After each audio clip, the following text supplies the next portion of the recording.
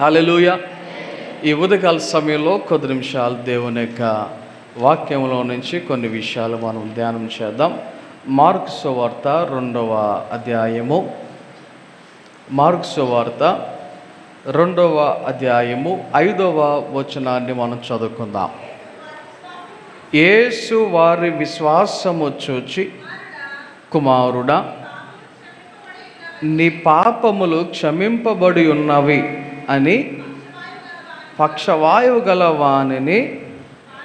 వానితో చెప్పాను. చాలు. దేవుని యొక్క వాక్యములో ఈ ఉదయకాల సమయంలో చదవబడినటువంటి వచనాన్ని కొద్ది నిమిషాలు ధ్యానం చేద్దాం.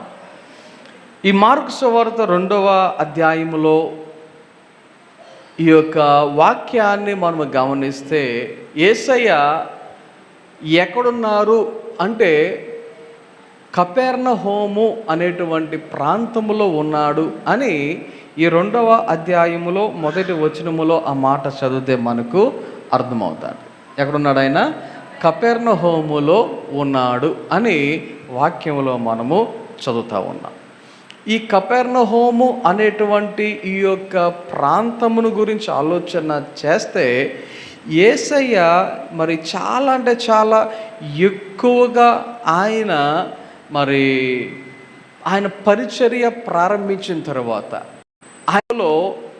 ఆయన ఒక ఇంటిలో ఉన్నాడు అని వాక్యములో చదువుతూ ఉంటాం.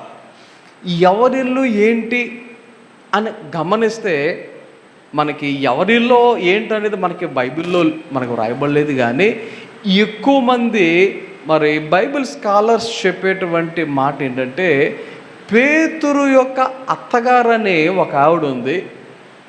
ఆమె ఒక సందర్భంలో జ్వరంతో బాధపడుతూ ఉంటే యేసయ్య ఆమెను స్వస్థపరిచినట్లుగా మనందరికీ దేవుని యొక్క వాక్యములో ఉన్నటువంటి విషయాలు మనందరికీ తెలుసు.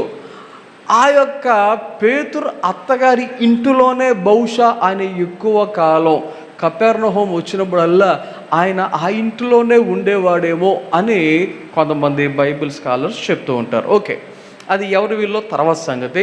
అయితే యేసయ్య కపెర్నహూములో ఉన్నాడు. కపెర్నహూములో ఒక ఇంటిలో ఉన్నాడు.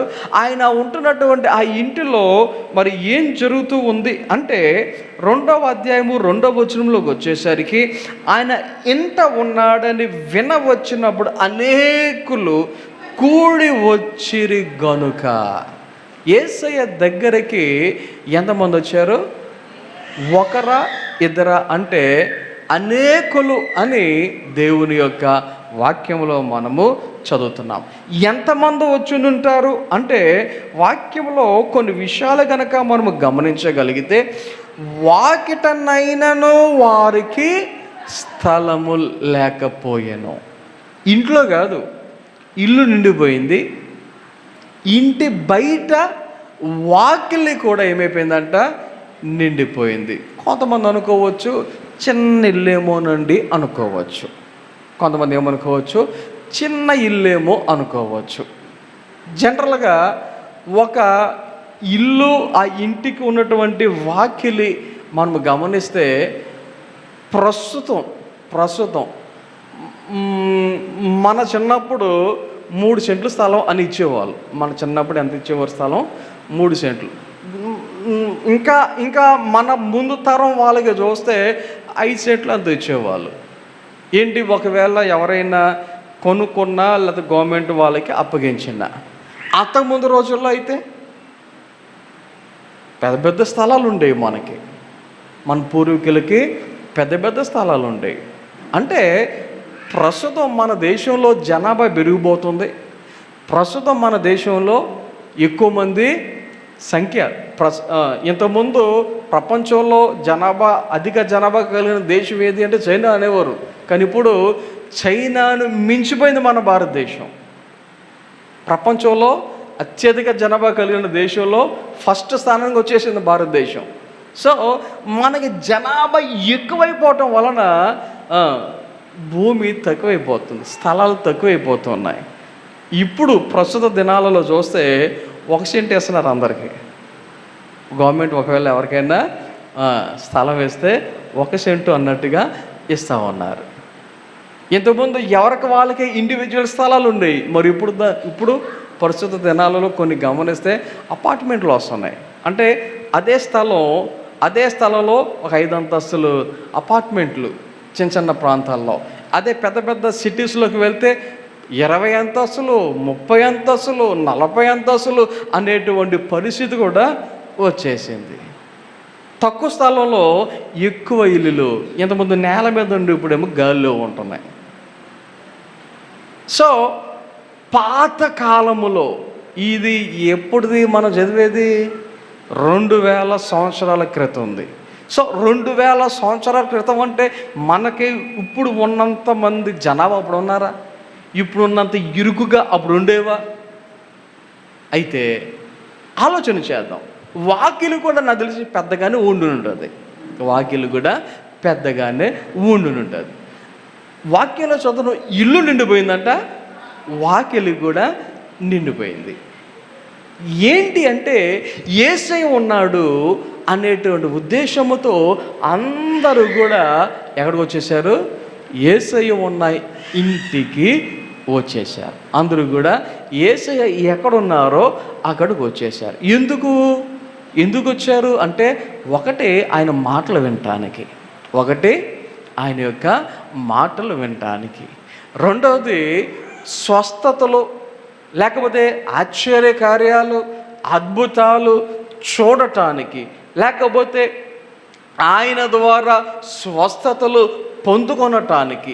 ఇలాగున అనేక మంది యేసయ్య దగ్గరకు, ఆయన ఏ ఇంటిలో అయితే ఉన్నాడో ఆ ఇంటిలోనికి అనేక మంది రావటం, ఆ ఇల్లు నిండిపోయిన తర్వాత ఆ ఇంటి వాకిలి కూడా నిండిపోయినట్టుగా, స్థలము లేదు అన్నట్టుగా దేవుని యొక్క వాక్యములో చూస్తున్నాం. అక్కడ ఏం చేస్తున్నారు యేసయ్య అంటే మనకు కనబడుతుంది, వారికి వాక్యము బోధించుచుండగా. ఏం చేస్తున్నారంట? వాక్యము బోధించుచుండగా. దేవుడు వాక్యాన్ని ఈ ప్రజలందరూ ఎంత శ్రద్ధగా వింటున్నారో ఆలోచన చేయండి.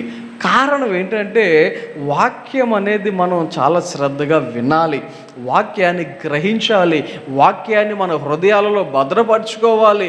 కారణం ఏంటంటే రానున్న రోజుల్లో వాక్యము విందాము అని అనుకున్నా వాక్యము వినేటువంటి పరిస్థితి ఉండకపోవచ్చు. వాక్యము విందాము లేకపోతే చదువుదాము అని అనుకున్నా చదివేటువంటి పరిస్థితి ఉండకపోవచ్చు.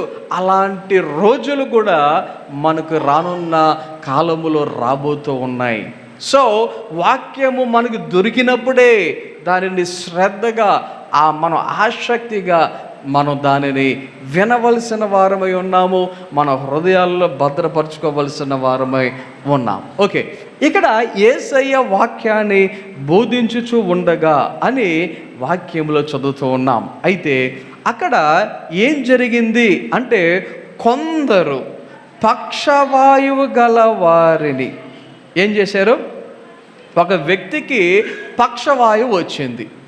పక్షవాయువు అంటే పెరాలసిస్, ఇంగ్లీష్లో మనము పెరాలసిస్ అంటాం. ఈవిడ పక్షవాయువు గల వాణిని, ఆ వ్యక్తి ఎలాంటి స్థితిలో ఉన్నాడు అంటే మంచమును పట్టి ఉన్నాడు అని వాక్యంలో చదువుతున్నాం. మంచము పట్టి ఉన్నాడు అంటే దాని అర్థం ఏంటి? లేవలేని పరిస్థితి, నడవలేని పరిస్థితి, కూర్చోలేని పరిస్థితి. ఏ అంటే కాలుకు వచ్చిందా, చేతికి వచ్చిందా, మూతికి వచ్చిందా, నడుంకి వచ్చిందా మనకు తెలీదు. కానీ ఆ వ్యక్తి అతనికి ఉన్నటువంటి ఆ బలహీనతను బట్టి మంచం మీద నుంచి కూడా లేవలేనటువంటి పరిస్థితుల్లో ఉన్నట్లుగా వాక్యాన్ని మనము ఈ యొక్క వచనాలు చదివితే అర్థం చేసుకోవచ్చు. అయితే ఆ వ్యక్తికి కొంతమంది ఫ్రెండ్స్ ఉన్నారు, స్నేహితులు.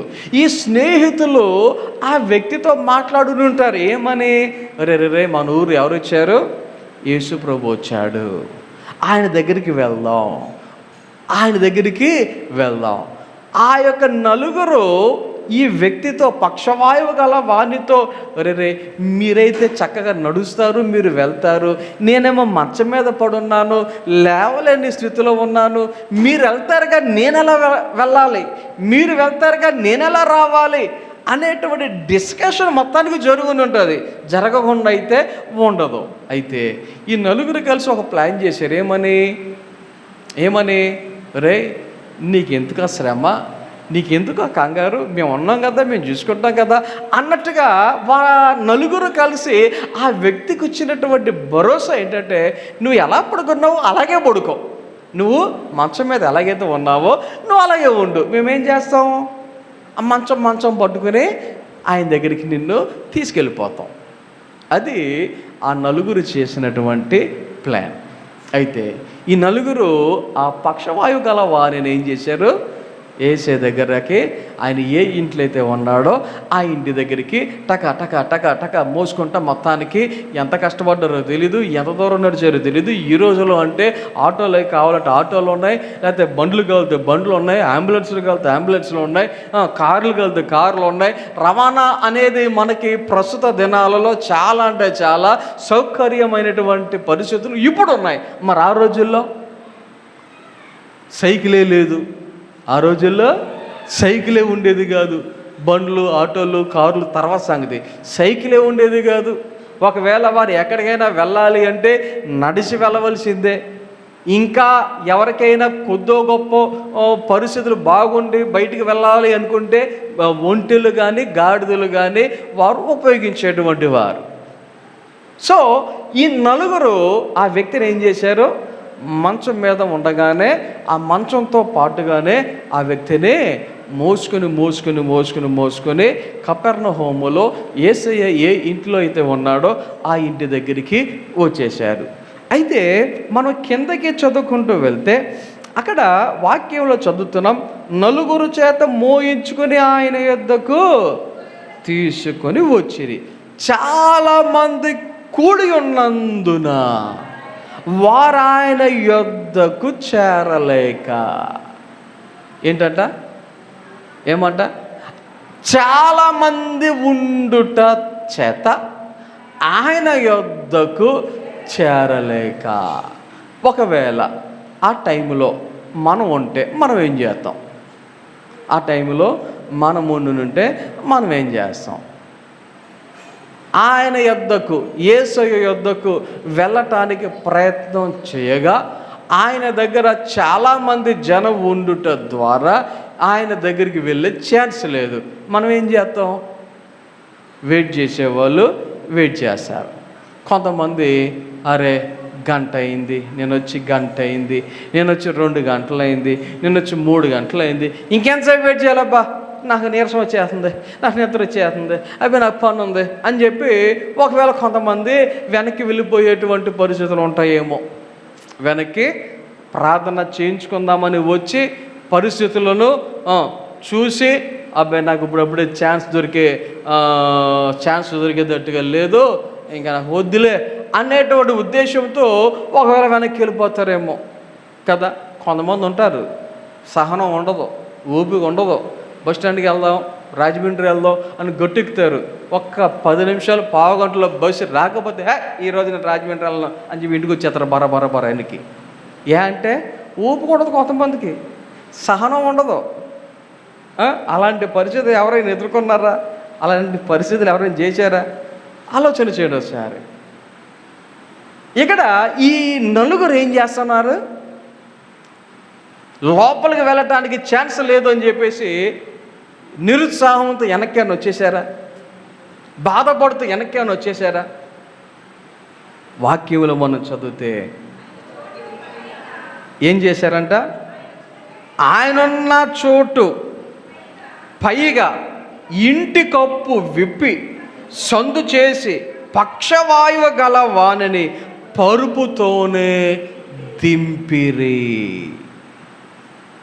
ఇది సామాన్యమైన విషయం కాదు.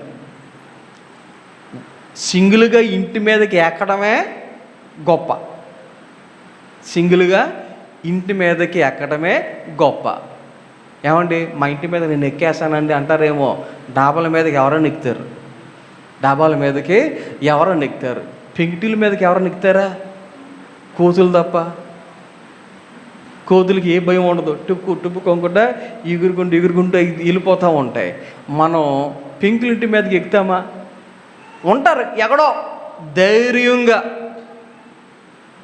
ఎక్కగలిగేటువంటి సామర్థ్యం కలిగిన వాళ్ళు, అది కూడా చాలా చాలా చాలా జాగ్రత్తగా అడుగు వేసినప్పుడు జాగ్రత్త, చేతులతో పట్టుకొని దేక్కుంటూ వంగునో పాక్కునో మొత్తానికి ఎక్కేటువంటి పరిస్థితులు ఉండొచ్చు, నేను కాదన్నా ఒకలైతే. కానీ ఇక్కడ ఎంతమంది ఎక్కారు? నలుగురు ఎక్కారు. ఎంతమంది ఎక్కారు? నలుగురు ఎక్కారు. ఇంకొక విషయాన్ని మీరు గమనించండి, ఉత్తి చేతులతో ఖాళీగా ఎక్కడం అంటే ఎక్కేయచ్చు. కానీ వీళ్ళు ఎలా పడతారు ఎక్కడానికి అవకాశం ఉందా అంటే వీళ్ళు ఏం చేయాలి? వీళ్ళు ఎక్కడం కాదు, ఎక్కినటువంటి నలుగురు కూడా ఏం చేయాలి?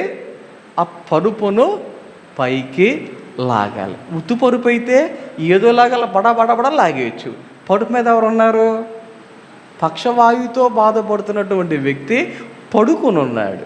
ఇప్పుడు ఈ ఉన్నటువంటి ఆ వ్యక్తిని పైకి లాగడం అంటే మాటలా? పైకి లాగటం అంటే మాటలా? లాగి మరలా ఏం చేశారు? ఇంటి పైకప్పులో ఉన్నటువంటి ఆ యొక్క పెంకులను పీకి. ఇంకొక విషయం గమనించండి, నీ ఇంటి పెంకులు నువ్వు ఇప్పుకుంటావా? ఎప్పుడు ఇప్పుతావు? ఆ ఇల్లు పడగొట్టేయాలి, తీసేయాలి అన్నప్పుడుగా అప్పుడు ఇప్పుతాం మనం. అలా కాకుండా మంచుకున్న ఇంటి పెంకులు ఎవడు ఇప్పుతాడా? సరదాగా ఇప్పానండి, మళ్ళీ బెడ్డేస్తానండి అని ఒక్కసారి ఇల్లు పెంకులు పెట్టిన తర్వాత మధ్యలో సరదాగా పెంకులు పీక్కోవాలని ఎవరైనా ఉన్నారు ఇక్కడ? ఆలోచన చేయండి. కానీ వీళ్ళు ఏం చేస్తున్నారు? ఆ ఇంటి పైకప్పు పెంకులను పీకుతున్నారు. వాళ్ళ ఇల్లు అంటే వాళ్ళ ఇల్లు కూడా కాదు, ఇంకొకటి ఇల్లు పెంకులు ఇప్పాలి అంటే ఎవరు ఒప్పుకుంటారా? ఇంట్లో ఒప్పుకోరు. ఒకటి. రెండు, మనం ఎప్పటిదాకా మనం ఎవరో? మన ఇల్లు అయితే మన ఇష్టం, ఏదో పీక్కోవడమో పెట్టుకోవడం ఏదో చేస్తాం. అది మన ఇల్లు కాదు, అది ఇప్పాలి అని అడుగుదాము. ఇంటోళ్ళు అడుగుదాము అంటే ఇంటోళ్ళు ఎక్కడ ఉన్నారో కనబడతలేదు వాళ్ళకి. కారణం ఏంటంటే లోపలికి వెళ్ళటానికి ధైర్యం లేదు, అడగలేదు, పర్మిషన్ తీసుకోలేదు, ఏమంటారో తెలియదు. కానీ వీళ్ళు ఏం చేశారు? పెంకులు అయితే ఇప్పేశారు. ఒక పెంకు 2 పెంకులు ఇప్పితే సరిపోద్దా? ఎన్ని ఇప్పాలి? పరుపు పట్టే సైజు. తక్కువలో తక్కువ అనుకుంటే సింగిల్ బెడ్ సైజు ఎంత ఉంటుంది? 3-6 సైజు. 3 అడుగులు వెడల్పు ఉండాలి, 6 అడుగులు పొడుగు ఉండాలి. Single size. నేను డబల్ కాట్ సైజు కూడా చెప్తాను, 4-6 చెప్తా, 3-6 సైజు అన్నా చెప్తున్నాను నేను. ఎందుకంటే నిలువుగా దించేత్తగా పడిపోతాడు. పరుపు మీద ఉన్నాడు కదా, పడుకుని ఉన్నాడు కదా, పడిపోతాడు. పోనీ అడ్డంగా ఎలా దించేత్తగా పడిపోతాడు. సో ఎలాంటి పరుపు ఎలాగుందో అలాగే దించాలి. ఎంత ఖాళీ చేశారో చూడండి ఒకసారి. మొత్తానికి వాళ్ళు ఏం చేశారు? పైనుంచి కిందకి ఆ వ్యక్తిని దించారు. దించితే అక్కడ యేసయ్య రేయ్ ఎవడ్రా నువ్వు అన్నాడా? ఏమన్నాడు? వారి విశ్వాసమును చూచి. ఇప్పుడు బెడ్ దిగుతా ఉంది కిందకి అంటే అర్థమైపోయింది, అక్కడ జనాలకు కూడా అర్థమైపోయి ఉంటుంది. ఏమని?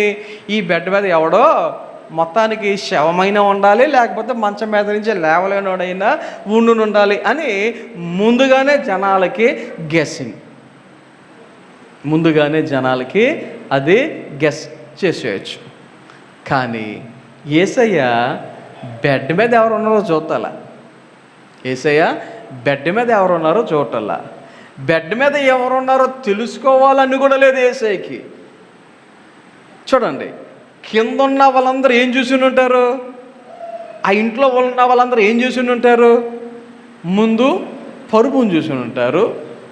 ఆ తర్వాత పరుపు దిగుతూ ఉండగా దాని రంగు ఏంటి, లేకపోతే పరుపుకి కట్టినటువంటి తాళ్ళు ఎలాంటి తాళ్ళు, లేకపోతే దించేటువంటి వాళ్ళు ఎవరో, వాళ్ళు బక్కవల బలవంతుల, దించగలరా, మా మీద బాటేస్తారా, ఇలాగున ఈ విషయాలన్నీ కూడా ఆ ఇంట్లో ఉన్నటువంటి జనులందరూ చూసి ఉంటారు. కానీ జనాలందరూ చూసింది ఒకటైతే యేసయ్య చూసింది వేరే. జనాలందరూ చూసింది ఒకటే, యేసయ్య చూసింది మరొకటి. యేసయ్య ఏం చూశాడంట? వారి విశ్వాసమును చూచి. యేసయ్య ఏం చూశాడు? వారి విశ్వాసమును చూచి. ఇక్కడ ఒక విషయాన్ని మీరు గ్రహించండి, గమనించండి. అదేంటంటే మనం చూసేది వేరే. మనం చూస్తే మహా అయితే ఏం చూస్తాం? బయటికి కనబడేటువంటి రూపాన్ని చూస్తాం. మనం ఏం చూస్తాం? బయటికి కనిపించేటువంటి రూపాన్ని చూస్తాం. మనం బయటికి కనబడేటువంటి ఈ అందాన్ని, బట్టల్ని, లేకపోతే చెవులకి, మెడకి మనం వేసుకుంటూ ఉంటాం కదా, చైన్స్ అని, రింగ్స్ అని, అవి చూస్తాం మనం. అంతే కదా. అంతకు మించి ఏమైనా కనబడతాయా? ఆలోచన చేయండి. షర్ట్ ఉంది నాకు, మీకు షర్ట్ ఒకటే కనబడుతుంది. నా జేబులో ఏముందో మీకు కనబడదు. నా జేబులో ఉంది, సంథింగ్ ఒకటి ఉంది, అది ఏంటో మీకు కనబడదు. డబ్బులు ఉన్నాయి, ఏదో కాదు, ఏదో అంటే మళ్ళీ ఇంకేమనుకుంటాం, డబ్బులు ఉన్నాయి, అది ఎంతో మీకు తెలియదు, కనబడదు కదా. మనం బయటికి కనబడేటువంటి రూపాన్ని మాత్రమే గమనిస్తాం, రూపాన్ని మాత్రమే చూస్తాం. కానీ యేసయ్య మన బయటికి కనబడే పై రూపాన్ని చూచేవాడు కాదు. వాక్యాలలో మనము కొన్ని వచనాలను కనుక మనం ఆలోచన చేస్తే, ఆయన నీ హృదయమును, నీ అంతరింద్రియములను, లేకపోతే నీ మనస్సులను చూచువాడు అని, పరిశోధించువాడని, పరిశీలించువాడని, పరీక్షించువాడని, ఇలాగున అనేకమైనటువంటి వచనాలు దేవుని యొక్క వాక్యములో మనము గమనించవచ్చు. కారణం ఏంటంటే ఆయన బయటికి కనబడే పై రూపాన్ని చూచేటువంటి దేవుడు కాదు. ఆయన ఏం చూస్తున్నాడు అనమాట? ఇప్పుడు ఇంటి పైకప్పు విప్పి కిందకి దించుతూ ఉంటే జనులందరూ పరుపును చూస్తున్నారు, పరుపు మీద ఉన్నటువంటి ఆ యొక్క వ్యక్తిని చూస్తున్నారు, లేకపోతే పరుపు దించుతున్నటువంటి ఆ నలుగురిని చూస్తున్నారు, అంతే. కానీ యేసయ్య మాత్రం ఏం చూస్తున్నాడు అనమాట? ఆయన వారి విశ్వాసమును చూచుచున్నాడు. దేవుని యొక్క వాక్యములో ఒక విషయాన్ని మీరు గమనించాలి. అదేంటంటే, ఈ లోకములో మనుషులందరూ ఉన్నప్పుడు, స్టార్టింగ్లో మనుషులను యేసయ్య సృజించినప్పుడు, ఆయన కూడా మనుషులతో ఉండటానికి ఆయన సమయాన్ని గడిపేటువంటి వాడు ఏదైనా తోటలో అనేటువంటి విషయాలు మనందరికీ తెలుసు. ఆదికాండములో 2వ అధ్యాయంలో ఈ విషయాలన్నీ మనకు కనబడతాయి. ఆయన ప్రతిరోజు తన యొక్క సమయాన్ని మనుషులతో గడిపేటువంటి వాడు. దేవుని యొక్క వాక్యములో మనము గమనిస్తే, యేసయ్య ఆయన శరీరమును కలిగి ఈ లోకానికి 2000 సంవత్సరాల క్రితం వచ్చినట్టుగా కూడా మనందరికీ తెలుసు. యేసయ్య భూమి మీదకి రావడం గల కారణం ఏంటి? సింపుల్. మనుషులు భూమి మీద మరి పాపము చేత దేవునికి విధేయులుగా కాకుండా మరి అక్రమము అనేది ఎక్కువైపోయి వారు ఎవరిష్టానుసారముగా వారు జీవించుతున్నటువంటి పరిస్థితులలో వారిని క్రమపరచటానికి, వారిని సరిచేయటానికి, వారి పాపముల నుండి ఆ యొక్క మరి వారిని పవిత్రులుగా పరచడానికి యేసయ్య ఈ లోకానికి వచ్చినట్టుగా మనందరికీ తెలుసు. ఆయన చనిపోయి 3వ దినమున లేచి ఆ తర్వాత మరి ఆయన పరలోకానికి వెళ్ళిన తరువాత 40వ దినమున ఆయన మరి చెప్పినటువంటి రీతిగా, నేను మీ మధ్యన లేకపోతే మీరు కంగారు పడొద్దు, నేను వెళ్ళిన తర్వాత మీ మధ్యకు ఆదరణకర్తను పంపిస్తాను అని చెప్పాడు. ఆ మాట ప్రకారంగానే ఆదరణకర్తను కూడా పంపించడం మనందరికీ తెలుసు. అదే పరిశుద్ధాత్మగా ఈ లోకములో మనందరి మధ్యలో ఆయన నివాసం ఉంటూ ఉన్నాడు అనేటువంటి విషయాలు కూడా మనము చాలా సందర్భాలలో వాక్యం ద్వారా విన్నాం. ఎందుకు దేవుడు మన మధ్యలో ఉంటున్నాడు అంటే సింపుల్, మనలను ఆయన తన బిడ్డలుగా మార్చుకోవటానికి, ఆయనకు ఇష్టలుగా ఈ లోకములో మనము జీవించేటట్లుగా, నడుచుకునేటట్లుగా, ఆయన యొక్క వాక్యానుసారముగా మనము ప్రవర్తించేవారిగా, ఇంకొక మాటలో చెప్పాలి అంటే మన క్రియలు, మన యొక్క ఆలోచనలు, మన యొక్క నడవడిక సమస్తం ఎరిగినటువంటి దేవుడు ఇవన్నీ ఆయనకు మరి అనుకూలమైనటువంటివిగా ఉండాలి అని దేవుడు మన జీవితంలో నుంచి కోరుకుంటూ ఉన్నాడు. అయితే అటువంటి దేవుడు మన మధ్యలోనికి వచ్చి, ఆయన మన మధ్యలోనికి వచ్చి అందరూ మనకి ఏముందని చూస్తారంటే ఎంత ఆస్తి ఉందో చూడొచ్చు, ఎంత డబ్బు ఉందో చూడొచ్చు, ఇల్లు ఎలా ఉందో చూడొచ్చు, ఇంట్లో వస్తువులు ఏమున్నాయో చూడొచ్చు, లేకపోతే ఎటువంటి వాహనాలు ఉన్నాయో చూడొచ్చు. మనుషులు ఇవి మాత్రమే చూస్తారు. కానీ దేవుడు మన మధ్యలో ఉన్న, ఆయన మనతో ఉంటున్న ఆయన ఏం చూస్తాడు? ఆయన ఏం చూస్తాడు? ఇందాక ఆ యొక్క పక్షవాయువు గల వ్యక్తిని పై నుండి కిందకి ఇంటిలోనికి దించుతూ ఉంటే మనుషులందరూ చూచింది ఒకటి, యేసయ్య చూచింది మరొకటి కదా. మరి యేసయ్య ఏం చూస్తాడు? యేసయ్య ఏం చూస్తాడు? దేవుని యొక్క వాక్యంలో కొన్ని విషయాలు, సమయం ఇప్పటికే 10 నిమిషాలు, 8 నిమిషాల దాకా 12 అయింది. నేను వాక్యంలోకి వెళ్ళలేదు, ఇంకా ఈరోజు 12 అయిపోతూ ఉంది. ఓకే, క్లుప్తంగానైనా నేను కొన్ని విషయాలు మరి నేను చెప్పాలనుకున్నటువంటి విషయాలు చెప్పడానికి ప్రయత్నం చేస్తాను. దేవుని యొక్క వాక్యములో యేసయ్య ఏం చూస్తాడు అని మనము గమనిస్తే, ఈరోజు ఈ యొక్క మార్కు సువార్త 2వ అధ్యాయములో ఈ పక్షవాయువు గల వ్యక్తిని ఆ యొక్క నలుగురు తీసుకుని వచ్చారు కదా. ఇందులో నుంచి నేను బయటికి వెళ్ళను, ఎందుకంటే బయటికి వెళ్ళటానికి అంత టైం లేదు. కానీ జస్ట్ ఈ యొక్క సందర్భములో ఉన్నటువంటి విషయాలు కొన్ని నేను మీకు చెప్పాలని ఆశపడుతున్నాను. ఒకటి, అది ఏంటి అంటే ఈ నలుగురు కలిసి ఏం చేస్తున్నారు? ఈ నలుగురు కలిసి ఏం చేస్తూ ఉన్నారు? ఆ వ్యక్తికి సహాయం చేస్తూ ఉన్నారు. ఏం చేస్తూ ఉన్నారు? సహాయం అనేది చేస్తూ ఉన్నారు. యేసయ్య ఏం చూస్తాడు అంటే, ఎవరైతే సహాయకులుగా ఉన్నారో వారిని చూస్తాడు. ఇంకొక మాటలో చెప్పాలంటే ఉపకారం, ఉపచారం, ఇలాగన కొన్ని మాటలు ఉన్నాయి. మనం చేసేటువంటి ఉపకారం లేదా మనం చేసేటువంటి ఉపచారం, మనం చేసేటువంటి సహాయం ఎవరైతే చేస్తూ ఉన్నారో దానిని యేసయ్య చూస్తూ ఉన్నాడు. యేసయ్య ఏం చూస్తున్నాడు? మనం చేసేటువంటి సహాయాన్ని, మనం చేసేటువంటి ఉపచారాన్ని. ఇంకొక మాటలో చెప్పాలంటే బైబిల్ ప్రకారంగా క్రైస్తవుల భాషలో చెప్పాలంటే పరిచర్య. ఏంటి చెప్పండి? పరిచర్య. మనం చేసేటువంటి పరిచర్యను ఆయన ఏం చేస్తూ ఉన్నాడు? చూస్తూ ఉన్నాడు. దేవుని యొక్క వాక్య ప్రకారముగా కొన్ని విషయాలను ఈ ఉదయకాల సమయంలో ఆలోచన చేద్దాం.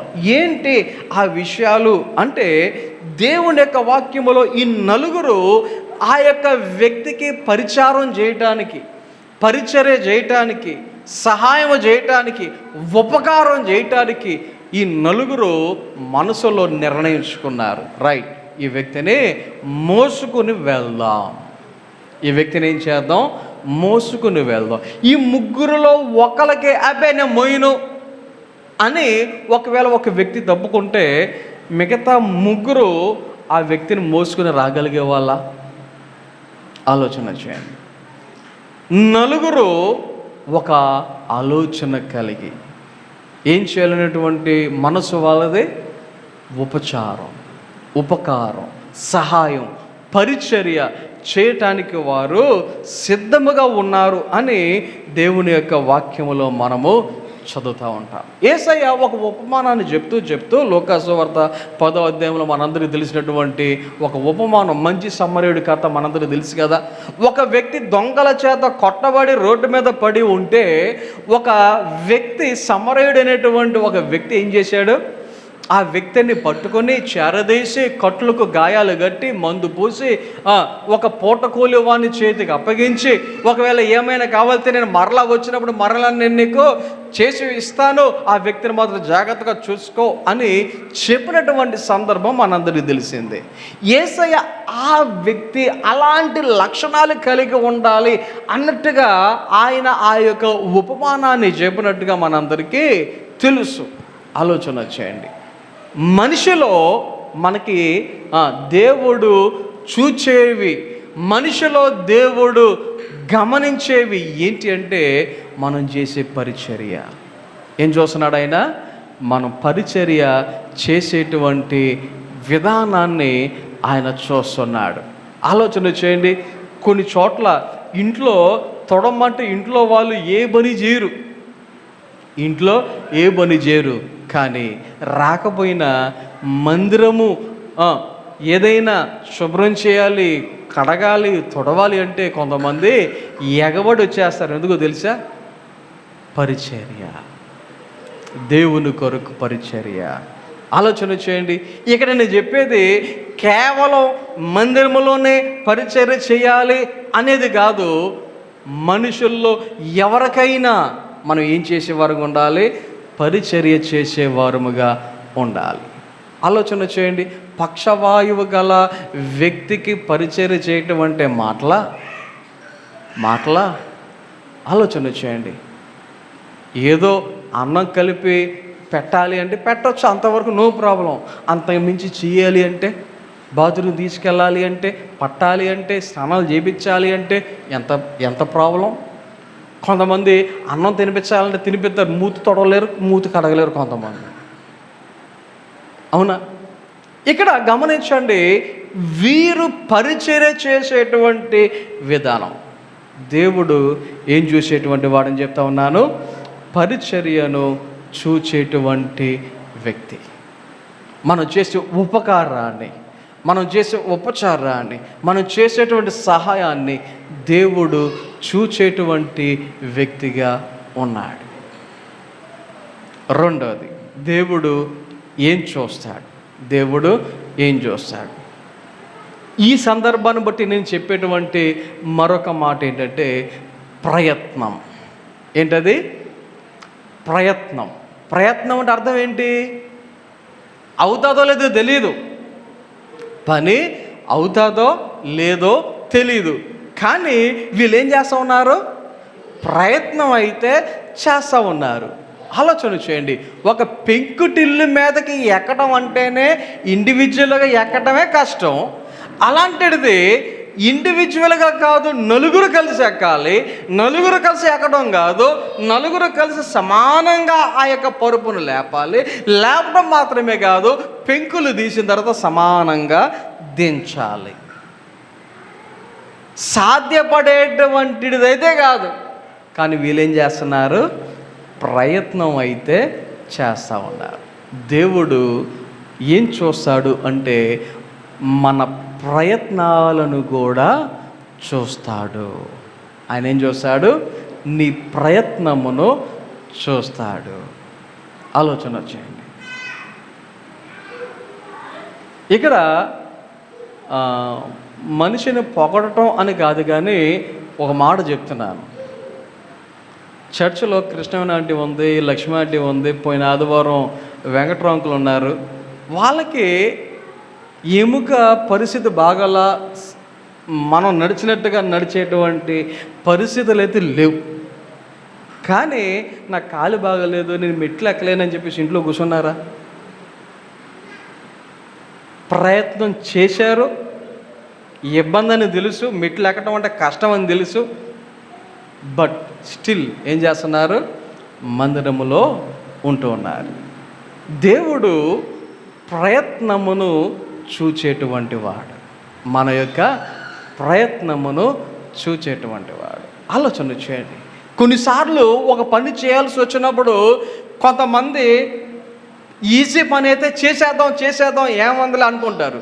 కానీ ఒకవేళ కష్టమైన పని అన్నట్టుగా అనిపించిందంటే, అమ్మో నా వల్ల కాదు, నేను చేయలేను, నేను చేసేది కాదు, ఇది నాకు సంబంధించింది కాదు అని ఇంకా దాని జోలు కూడా రారు.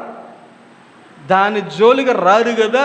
ఒకవేళ ఎవరైనా ప్రయత్నం చేద్దాం అని చెప్పేసి అంటే, నీకెందుకు అంత రిస్క్, నువ్వు కూర్చో, ఈడు చేయడు, చేసేవాళ్ళని కూడా చేయనివారు కొన్నిసార్లు.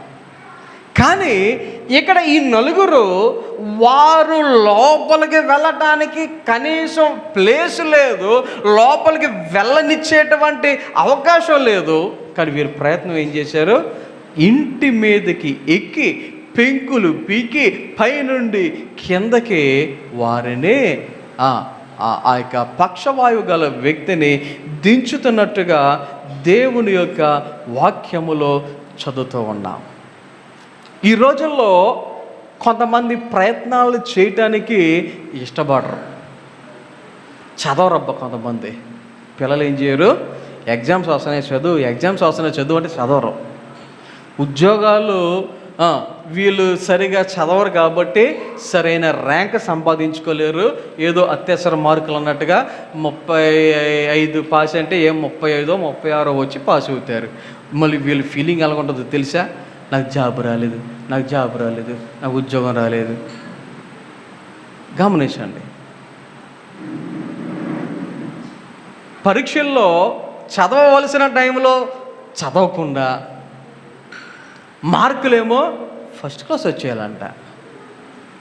మార్కులు ఎలాగొచ్చేయాలంట? First class వచ్చేయాలంట. ప్రార్థన చేస్తారు కొన్నిసార్లు కొంతమంది, చేసేది చిన్న ప్రార్థన. ఆ చిన్న ప్రార్థనలో 10, 20, 30, 100 కోరికలు చెప్పినట్టుగా చెప్పేస్తారు. ప్రభువా నాకు అది కావాలి, ఇది కావాలి, 1 2 3 4 5 6 100 ఆమేన్ అయిపోయింది. మరలా ఆ ప్రార్థన అయిపోయిన తర్వాత మళ్ళీ ఏమంటుందో తెలుసు డైలాగ్? ఏంటబ్బా నేను ఎంత ప్రార్థన చేసినా దేవుడు ఇవ్వట్లేదు, ఎంత ప్రార్థన చేసినా దేవుడు ఇవ్వట్లేదు, ఎన్నిసార్లు చేయాలి, ఎన్నిసార్లు అడగాలి అన్నట్టుగా ఉంటారు కొంతమంది కదా. ఈ రోజుల్లో మనిషికి ఫాస్ట్నెస్ అనేది అలవాటు అయిపోయింది. ఫాస్ట్గా అయిపోవాలి, ఏదైనా ఫాస్ట్గా అయిపోవాలి. ఇంతకుముందు రాజమండ్రి నుంచి విజయవాడ వెళ్ళాలి అంటే ఒక పూట పట్టేది, రాజమండ్రి నుంచి వైజాగ్ వెళ్ళాలంటే రోజు పట్టేది, హైదరాబాద్ వెళ్ళాలంటే ఇక తిరగలేదు, సాయంత్రం బయలుదేరితే రేపు ఎండ ఎక్కిన తర్వాత వెళ్ళేటువంటి పరిస్థితి. మరి ఇప్పుడు పరిస్థితులు మారిపోయినాయి. 2.5 గంటల్లో వెళ్ళిపోతున్నారు విజయవాడ. ఏది నేను బస్సు కోసం చెప్తున్నా, కార్ల గురించి కాదు. వైజాగ్ అయితే 3 గంటలు వెళ్ళిపోతున్నారు, హైదరాబాద్ అయితే 6 గంటలు వెళ్ళిపోతున్నారు. గమనించండి, అర్ధరాత్రి 12 గంటలకి బస్సు ఎక్కుతుంటే ఉదయం 6 గంటలకు దింపేస్తున్నాడు హైదరాబాదులో. ఫాస్ట్ పెరిగిపోయినాయి, రోడ్లు అలాగైనాయి, అంత ఫాస్ట్గా వెళ్ళేటువంటి ఇంజిన్స్ తయారైనాయి. మనిషికి ఫాస్ట్ అలవాటు అయిపోయింది. నా చిన్నప్పుడు 24 సంవత్సరాల క్రితం సంగతి చెప్తున్నా.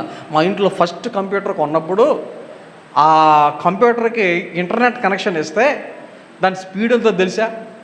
4 kbps. దాని స్పీడ్ 4 kbps ఉండేది. మరి ఇప్పుడు మన వాడే ఇది ఆ రోజుల్లో ఒక్క ఇంటర్నెట్లో ఒక ఈమెయిల్ ఓపెన్ చేయడానికి ఒక 5 నిమిషాలు బయట పట్టేది. యాహూ అని కొడితే గిరా గిరా గిరా గిరా తిరిగి కొద్దిగా ఓపెన్ అయ్యేది యాహూ మెయిల్. మరి ఇప్పుడు జీమెయిల్, గూగుల్ అంటే జుట్టుకుని ఓపెన్ అయిపోతుంది. యూట్యూబ్ అంటే యూట్యూబ్లో మరి ఏది కూడా టుముకుని ఓపెన్ అయిపోతుంది. ఆలోచన చేయండి. కారణం ఏంటో తెలుసా? ప్రస్తుతం మనకి 20 MBPS స్పీడ్ పైన దొరుకుతుంది. ఇక్కడ 20 MBPS అంటే ఈ లెక్కలోకి ఈ MBPS kbps తెలిసిన వాళ్ళకి నా 4 kbpsకి 20 MBPS స్పీడ్ ఎంతో వాళ్ళకి అర్థమవుతుంది. గమనించండి, స్పీడ్ ఎక్కువైపోయింది. మనకి ఎలాగుంటుందంటే జ్వరం వచ్చినా తలపోటు వచ్చినా ట్యాబ్లెట్ మింగామా తగ్గిపోయిందా అన్నట్టుగా చూసుకుంటున్నాం. ట్యాబ్లెట్ మింగాలంట, మింగిన వెంటనే తగ్గిపోవాలంట. అదే కావాలి మనిషికి.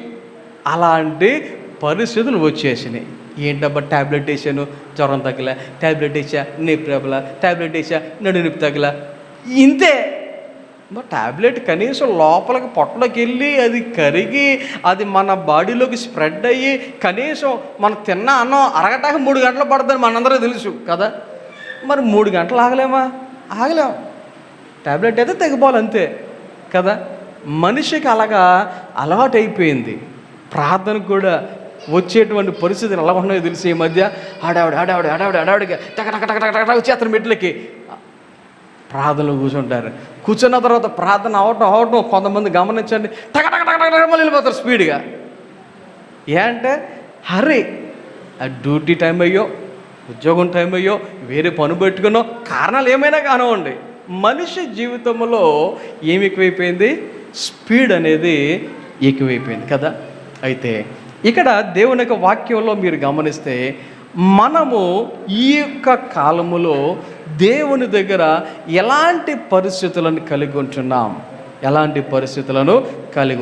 మూడవది ఇంకొక మాట చెప్తా. మూడవది యేసయ్య చూచేటువంటి 2 విషయాలు చెప్పా. ఒకటే ఆయన వారి విశ్వాసమును చూశాడు, రెండోది ఏం చూశాడు?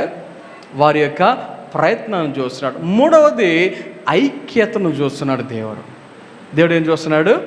వారి యొక్క ఐక్యతను చూస్తున్నాడు. ఏంటి ఐక్యత? ఈ నలుగురు ఎవరి ఇష్టానుసారంగా వారు పనిచేస్తే ఏమవుతుంది? అక్కడ ఆ వ్యక్తి పడిపోయే అవకాశం ఉంది. కానీ నలుగురు ఆ వ్యక్తిని పడేశారా? లేదు. చాలా అంటే చాలా ఐక్యముగా పని చేసినటువంటి పరిస్థితి. మనలో ఐక్యతను దేవుడు చూస్తూ ఉన్నాడు.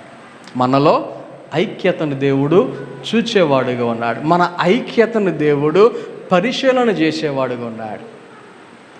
శారీరకంగా ఐక్యంగా ఉండాలి, ఆలోచన విషయంలో ఐక్యంగా ఉండాలి, సంఘముగా ఐక్యముగా ఉండాలి, కుటుంబముగా ఐక్యముగా ఉండాలి. ఆలోచన ఐక్యత లేకపోతే ఏ విషయంలోనైనా సరే పరిస్థితులు బాగోవు. మరి మనం ఐక్యంగా ఉంటున్నామా లేదా? ఐక్యముగా నడుచుకుంటున్నామా లేదా? ఒక ఆలోచనను ఐక్యముగా మనము తీసుకోగలుగుతున్నామా లేదా? అది కుటుంబంలో కావచ్చు, సంఘంలో కావచ్చు, పనిలో కావచ్చు, ఉద్యోగంలో కావచ్చు. ఆలోచన చేయండి. ఐక్యత అనేది చాలా ప్రాముఖ్యమైనది. ఐక్యముగా మనము నడవవలసిన వారమై ఉన్నాం. ఆఖరిగా ఇంకొక మాట నేను మీకు చెప్తాను. అది ఏంటి అంటే, ఈ నలుగురు యేసయ్య దగ్గరికి వచ్చిన తర్వాత నీ పరుపునెత్తుకు నువ్వు వెళ్ళు అని ఆ వ్యక్తిని మరి పంపిస్తే మిగతా నలుగురు ఏం చేశారు? వాళ్ళకేమైనా స్వస్థత వచ్చిందా? వాళ్ళకేమైనా మేలు కలిగిందా? కాదు. మంచం మీద ఉన్న వ్యక్తికి స్వస్థత వచ్చింది. కానీ ఈ నలుగురు ఎంత సంతోషించి ఉంటారో, ఈ నలుగురు జరిగినటువంటి కార్యాన్ని ఎంతమంది చెప్పుని ఉంటారో కదా. అంటే యేసుక్రీస్తును గురించినటువంటి ఆ యొక్క కార్యము, ఆ సాక్ష్యమును వారు పంచుకొని ఉన్నట్టుగా వాక్యములో మనము గమనించవచ్చు. ఈరోజు యాక్చువల్గా సాక్ష్యాలకు సమయం ఇవ్వకూడదు, వాక్యం మంచిగా చెప్దాం అనుకున్నా. కానీ ఏమో ఒకరిద్దరు ఉంటారేమో, చిన్నగా చెప్తారేమో అని టైం ఇచ్చా. గమనించండి, దేవుడు చేసిన మేలును బట్టి సాక్ష్యం చెప్పారు. మనము ఆయన మేలులను ఎప్పుడు కూడా చెప్పకుండా ఉండకూడదు, ప్రకటించువారుగా ఉండాలి. అలాగున చెప్పి దేవునిని మనము మహిమపరచువారుగా మనము ఉండాలి. గమనించండి, సాక్ష్యం చెప్పడానికి నీకేమన్నా పెద్ద టెంట్ వేసి, పెద్ద స్టేజ్ వేసి, పెద్ద సౌండ్ సిస్టమ్ పెట్టి ఇలాంటివి ఏమైనా చేయాలా? మీ ఇంట్లో, మీ పక్కింట్లో, మీ ఇంట్లో, మీ ఫ్రెండ్స్కి, మీ బంధువులకి చెప్పడానికి ఏమైనా స్పెషల్ అరేంజ్మెంట్స్ ఏమైనా కావాలా? మీ నోరు సరిపోదా?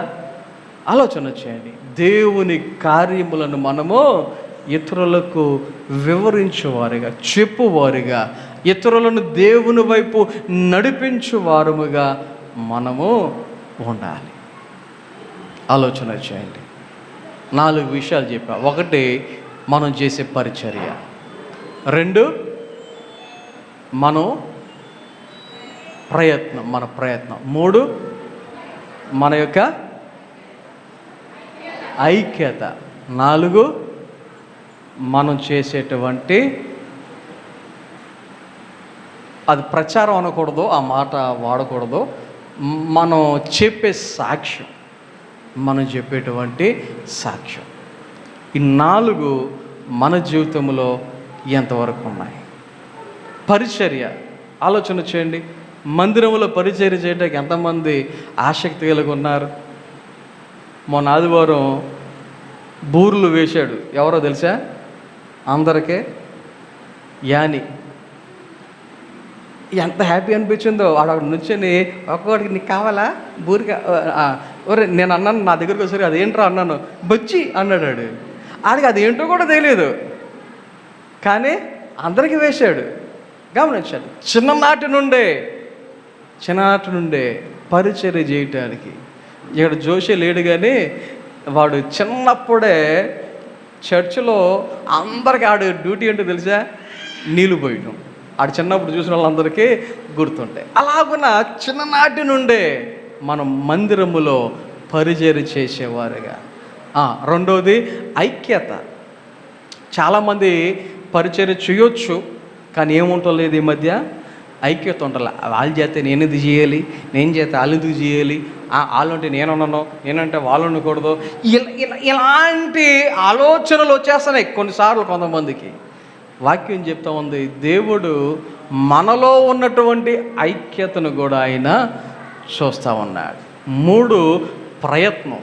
మనం చేయవలసినటువంటిది, ఒకవేళ అవకాశం లేకపోయినా నువ్వు చేయటానికి నువ్వు ప్రయత్నం చేసావా లేదా, ఆ ప్రయత్నాన్ని దేవుడు చూస్తున్నాడు. ఆఖరిగా మనము దేవుడి నుంచి పొందుకున్న మేలును బట్టి సాక్షులుగా ఉన్నామా లేదా దేవుడు చూస్తున్నాడు. ఈ ప్రకారంగా మనము ఉందాం.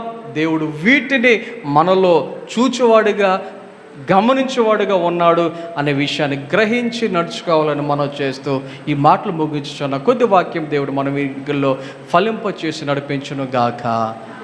ఆమేన్. చిన్న ప్రార్థన చేసుకుందాం. అందరూ తలలు వంచండి, కళ్ళు మూసుకోనండి. ప్రార్థన. మమ్మల్ని మిక్కిలుగా ప్రేమించుచున్న మా ప్రియ పరలోకపు తండ్రి, నీ ఘనమైన నామమునకు వందనాలు, స్తోత్రాలు తెలియజేసుకుంటూ ఉన్నాం.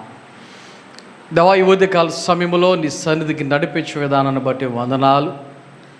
పాటల ద్వారా నిన్ను స్తుతించడానికి, ఆరాధించడానికి, నీ వాక్యాన్ని ధ్యానించడానికి, మీరు చేసినటువంటి మేలులను సాక్ష్యముగా చెప్పి దేవా నీ యొక్క సన్నిధిలో మేమందరము దేవా సంతోషించడానికి, నిన్ను మహిమపరచడానికి ఇచ్చిన అవకాశాన్ని బట్టి వందనాలు. అలాగే నీ బిడ్డలు నీ సన్నిధికి వచ్చి నీకు సమర్పించిన కానుకలు, అర్పణాలను బట్టి వందనాలు. ప్రతి ఒక్కరిని 100ంతులుగా, 60ంతులుగా, 30ంతులుగా ఫలింపచే మరి ప్రార్థన చేయొచ్చు ఉన్నాం. అలాగే దేవా ఈ వారంలో జరగబోయే పనుల్లో, కార్యక్రమాలలో సహాయం దయచేయండి. విద్యార్థులు ఈ వారంలో స్కూల్స్కి వెళ్ళనై ఉన్నారు, సహాయం దయచేయండి. రాష్ట్రంలో, దేశంలో దేవా మరి అధికారులుగా నిలవబడినటువంటి వారు ప్రమాణ స్వీకారోత్సవం చేయబోతున్నారు. వారిని దేవా వారి ఎడల నీ కృప చూపించమని, దేశాన్ని, రాష్ట్రాన్ని పరిపాలన చేయటానికి కావలసినటువంటి దేవా జ్ఞానమును, నడిపింపును వారికి కలుగు చేయమని ప్రార్థన చేయొచ్చు ఉన్నాం. అలాగే దేవా ఈ వారములో మా యొక్క ప్రతి విషయంలో తోడుగోండి, సహాయం చేసి నడిపించి, ఎవరికి ఎటువంటి అవసరతలు ఉన్నాయో ప్రతి అవసరతలు ఉన్న వారిని కనికరించమని, ఈ వాక్యముని ఎంతమంది అయితే ఆన్లైన్ ద్వారా విని నీ యొక్క వాక్యాన్ని గ్రహించి ఉన్నారో వారి జీవితాలలో నీ యొక్క మేలులతో నింపి నడిపించమని, మమ్మల్ని అందరినీ మీ చేతికి అప్పగించుకుంటూ నడిపించి కృప చూపించమని యేసు నామమున ప్రార్థన చేయుచు ఉన్నాము తండ్రి. ఆమేన్. మన తండ్రి అయిన దేవుని ప్రేమ, కుమారుడైన యేసుక్రీస్తు వారి కృప, పరిశుద్ధాత్మ యొక్క అన్యోన్య సహవాసము, సహాయము, నడిపింపు, కాపుదల ఇప్పుడు ఎల్లప్పుడు ఆయన బిడ్డలైన మనందరకు సదాకాలము తోడయుండి నడిపించును గాక. ఆమేన్.